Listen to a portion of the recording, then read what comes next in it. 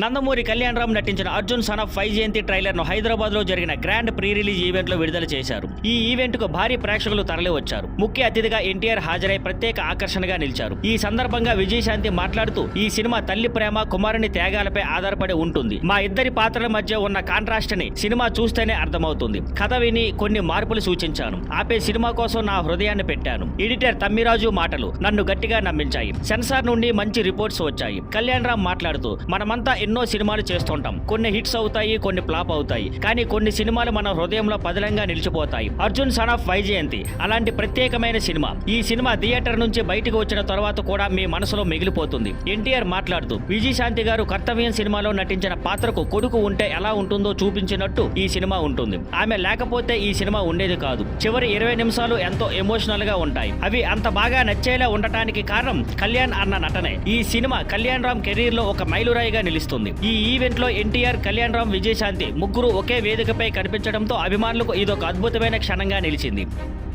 Thank you for watching. Please like, share and subscribe.